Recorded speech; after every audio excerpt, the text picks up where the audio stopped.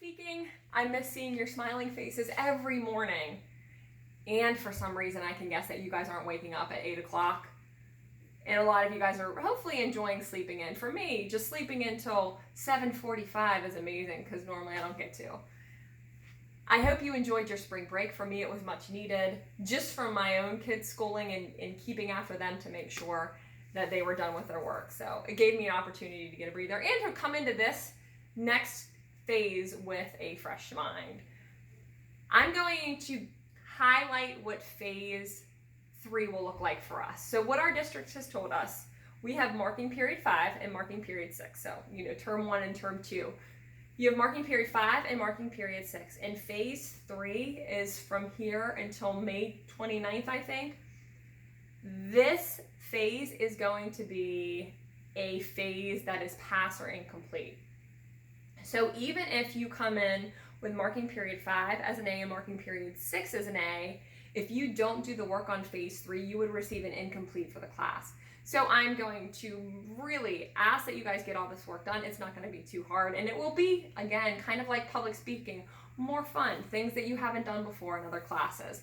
So again, it's incredibly important to finish this work. This week I kept it very, very simple.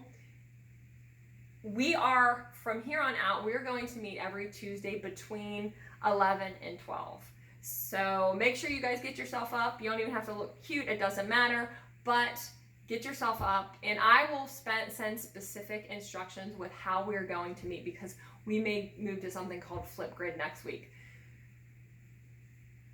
This week, you have 2 things to do. One of them is already uploaded to the Google Classroom in basic TED Talks. There are 5 really great TED Talks. The last one just makes me laugh a whole lot. So hopefully you guys will consider that. Hopefully you will find it the same way. That's your one assignment. Make sure when you finish that, you'll submit it to me. The other thing that I want you to do is I want you to create a bogus topic for a how-to speech. So if you think back to when we did PSNZLs in class, and I'd have you guys just create things on paper, and we kind of create not full speeches, not fully formed, developed speeches, but bogus speeches for us to do our practice on. Just looking around my house, my son has cars everywhere. I just picked this up. So let's say the topic I submit is how to create an obstacle course for a Matchbox car. Whatever topic you send me, and I want you guys to send me something on Remind, like how to create an obstacle course for a Matchbox car. I don't want it to be something that you would actually want to do in your official demonstration speech. Keep that in mind. And it needs to be school appropriate too. School appropriate and fun. Those are your 2 assignments for this week. As we move into the weeks, I'll just give you a highlight. We are going to talk specifically about demonstration speeches next week. I am going to upload a longer sample for you guys on YouTube. I may even send out another one that's already posted on YouTube. But next week during our Google Meet, I want to do a live demonstration speech for you guys so you can see how that goes live. That's what I would be doing in class. I would be giving you plenty of videos, and I would be giving you 2 live samples. So it's up to you. I want you guys to watch my samples, and then next week we're also going to do a PSNZL based on the how-to bogus idea that you're sending me on that Remind. So you're not going to do your own, you're going to do somebody else's. Week 3 will be an official speech. So week 3 you guys will have to upload a demonstration speech. So start thinking about a topic that you will want to do. Typically in class we have an 8-minute long speech. The one that I will show you will be at least 8 minutes long, if not 10 minutes long. The one I'm going to upload is 20 minutes. But for the sake of us not being together, what I want you to think about is your demonstration speech. I'm going to take off some time. Your demonstration speech just needs to be 6 minutes. It can be much longer than that if you want. It needs to be your own topic. And try to not think about something that you've never done before. Oh, I want to learn this, maybe I'll do this. Think about stuff that you do in your everyday life. Maybe that can turn itself into a demonstration speech pretty easily. So an example that I give around Christmas time, if students celebrate Christmas, I say, an easy speech that you can do is how to decorate a Christmas tree, because it's something that a family or this person probably already does anyway. Or how to clean a car. One time a kid wanted to install a stereo in his car, so he took a task that he had to do already and just put a video camera for it. So your demonstration speech doesn't have to be one cut from beginning to end. You can actually edit that and upload it and upload the video. Again, I'm going to show you guys a live video, but yours doesn't necessarily have to be live at all.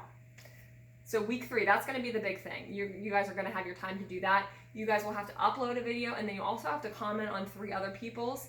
I will give you the list of whose speeches everyone's going to comment on, because I don't want somebody getting 20 comments, but then other people only getting 1 or 2. Week 4, we're going to work on an impromptu speech, and that will be a 2.5 to 3 minute speech. You guys will get a limited amount of time. For instance, I may send you a topic. I'm not sure how I'm going to do it, maybe an hour in advance. In class, it's really, you have 7 minutes to get your topic and prepare your speech. So week 4 will be an impromptu speech. Week 5 is something that I think is super important. We are going to work on interview and persuasion. I am going to walk you through a PowerPoint. This will be the only time in all of these that I do. But for you guys to leave high school without learning how to interview, I think will do you a terrible disservice. I remember learning extensively in one of my classes how to interview, and I always felt like that set me a step ahead of everybody else.